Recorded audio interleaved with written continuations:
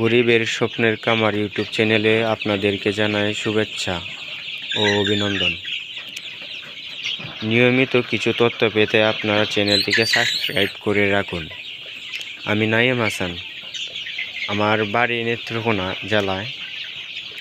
আমি একটি মিশরি ফার্মের খামার দিয়েছি। ইনশাল্লাহ এই খামারে আমার যতটুকু অভিজ্ঞতা হবে এবং অভিজ্ঞতা আছে সব আমি আপনাদের সাথে প্রতিনিয়ত শেয়ার করার চেষ্টা করব।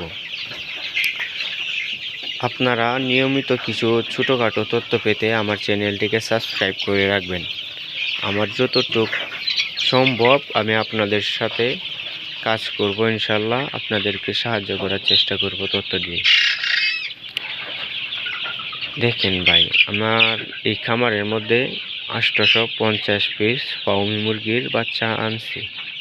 আজকে এই বাচ্চাগুলোর বয়স 25 দিন।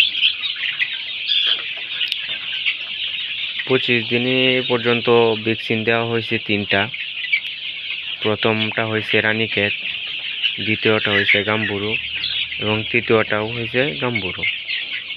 এখন আর 3 থেকে 4 দিন পর আবার একটা ভ্যাকসিন আছে, এটা হয়েছে আবার রানীক্ষেত। তো আপনাদের বাচ্চার বয়স যদি 1 মাস হয়ে থাকে তো 1 মাসের মধ্যে আপনার বাচ্চার ভ্যাকসিন পড়বে 4টা, 2টা রানীক্ষেত, 2টা গাম্বুরু। আশা করি ইনশাল্লাহ আপনারা এরকম ছোটোখাটো তথ্য পেয়ে আপনারাও অনেক খুশি হবেন। আর আমার কিছু যদি অজানা থাকে আপনারাও কিন্তু সাহায্য করবেন, আমাকে শেখাবেন। শুধু যে আমি একলা শিখতে আসছি এটা কিন্তু নয়, আপনাদেরকেও শেখাবো, আপনারাও কিন্তু আমাকে শেখাবেন। এই যে দেখেন, আল্লাহর রহমতে আমার বাচ্চাগুলো অনেক সুস্থ আছে। মাঝখানে অনেক অসুস্থ হয়ে গেছিল, ডাক্তারের সাথে পরামর্শ করে অনেক ওষুধ আইনা খাওয়াইলাম। খাওয়ানোর পর এখন আল্লাহর রহমতে আমার বাচ্চাগুলো অনেক সুস্থ। এগুলা ভাই পালতে পালতে এখন নিজের সন্তানের মতো হয়ে গেছে, বুঝছেন। এগুলো অসুস্থ থাকলে নিজের মাথায়ও একটা টেনশন থাকে।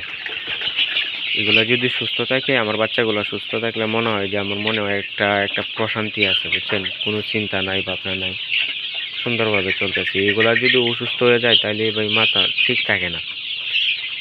যারা খামারি বাইরে আছেন তারা কিন্তু অবশ্যই বিষয়টা বুঝবেন। আপনাদের যদি খামার করেন তাহলে কিন্তু আপনার খামারে যত বাচ্চা আছে সব কিন্তু আপনার সন্তানের মতো মনে হয়। সো আমার ওই রকমই, এগুলো আমার সন্তানের মতোই মনে হয়। আজকে এই পর্যন্তই, ভালো থাকবেন। ইনশাল্লাহ আবারও কোনো ভিডিওতে আসবো। ভালো লাগলে আমাদেরকে একটা লাইক দিবেন, চ্যানেলটি সাবস্ক্রাইব করবেন। আসসালামু আলাইকুম।